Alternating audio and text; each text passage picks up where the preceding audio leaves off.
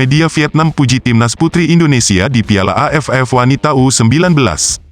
Media-media Vietnam memuji kekuatan timnas putri Indonesia U19 berhasil lolos ke semifinal Piala AFF Wanita U19 2023. Timnas putri Indonesia memastikan langkah ke babak semifinal Piala AFF Wanita U19 2023 usai menang telak 5-0 atas Kamboja. Ini kali pertama Indonesia lolos ke semifinal Piala AFF Wanita U19.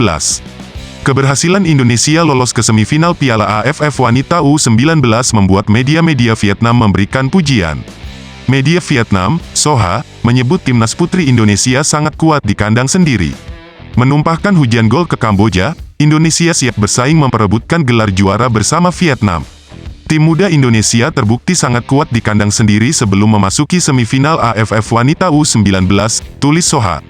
6 pemain luar negeri yang dipanggil di TC Timnas Indonesia U17.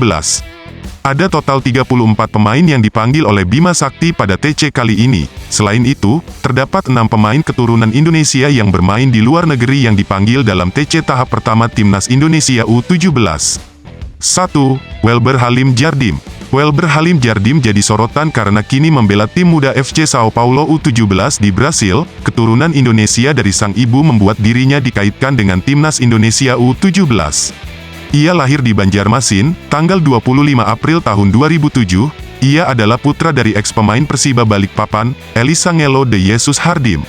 Welber biasa bermain sebagai bek kanan. Sebelum ke Sao Paulo, ia pernah menimba ilmu di Palmeiras U10 dan meraih sederet prestasi seperti Gothia Cup, Dana Cup, dan Adidas Madewis Cup 2019. 2. Madrid Augusta. Nama Madrid Augusta masuk ke dalam daftar pemain di TC Timnas Indonesia U17. Ia kini berseragam tim muda AFC 34 Alkmaar U17. Pemain berposisi winger itu pernah bergabung dengan ASIOP dan berkontribusi dalam menjuarai Piala Suratin U15 pada 2021-2022 silam. Postur tubuh mencapai 175 cm dianggap dapat membantu Augusta dalam bersaing dengan pemain sebayanya di Eropa. 3. Mahesa Ekayanto. Bima Sakti turut memanggil Mahesa Ekayanto, pemain yang kini memperkuat Akademi FC Dordrecht Belanda. Pemain kelahiran 2007 itu memiliki kesempatan besar untuk memperkuat timnas Indonesia U17. Ia berpengalaman menjadi kapten tim U16 DHSC Utrecht, klub yang dimiliki oleh legenda Belanda Wesley Sneijder. Ia berkontribusi membawa timnya juara Swakuwen Youth Cup U16 2023. 4. Staffan Kabil Horito.